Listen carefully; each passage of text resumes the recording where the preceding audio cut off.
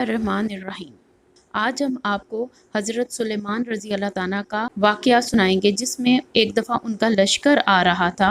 وہاں ایک چونٹی اپنے ساتھی چونٹیوں کے ساتھ رزق تلاش کرنے میں لگی ہوئی تھی، تو اس نے دیکھا کہ دور سے سلیمان رضی اللہ تعالیٰ کا لشکر آ رہا ہے۔ اس نے اب باقی چونٹیوں کو کہا کہ جلدی جلدی اپنے بلوں میں داخل ہو جاؤ، کہیں ایسا نہ ہو کہ سلیمان کا لشکر تمہیں کچل ڈالے۔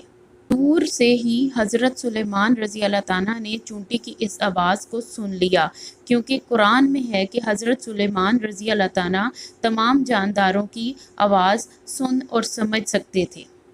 چونٹی کی یہ بات سن کے حضرت سلیمان رضی اللہ تعالیٰ کے چہرے پر مسکراہٹ آ گئی۔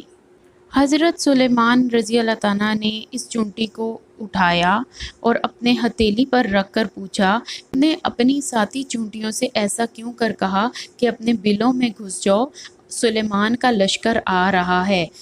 کیا تم نے اس سے پہلے میرا کوئی ظلم دیکھا ہے؟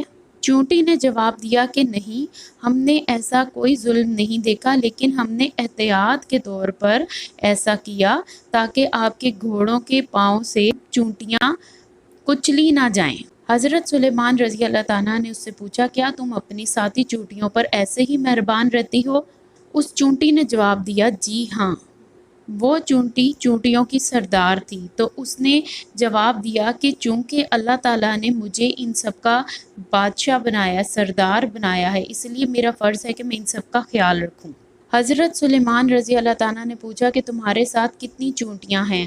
اس نے جواب دیا، 40,000۔ اس پر چونٹی نے کہا کہ اے اللہ کے نبی، تم بھی اپنی رعایا پر عدل و انصاف سے حکومت کرو۔ میں تو بیچاری اور مسکین ہوں، لیکن پھر بھی اپنی رعایا کی ہر روز خبر لیتی ہوں۔ اس چونٹی کی باتیں سن کر حضرت سلیمان رضی اللہ تعالیٰ سجدے میں گر گئے اور کہا کہ اے اللہ، تو بے شک پاک اور بابرکت ہے، اور تو ہی بے شک عظمت و بزرگی کے لائق ہے۔ جی دوستو، ویڈیو اگر پسند آئے تو شیئر اور لائک ضرور کیجیے، اور اگر آپ نئے ہیں تو سبسکرائب کا بٹن ہٹ ضرور کیجیے۔ اگلی ویڈیو میں ہم فرعون اور اس کی بیوی آسیہ کے بارے میں بتائیں گے، لنک ڈسکرپشن میں ہوگا۔ یہ ویڈیو بھی بہت معلوماتی ہے، اس کو ضرور دیکھیے۔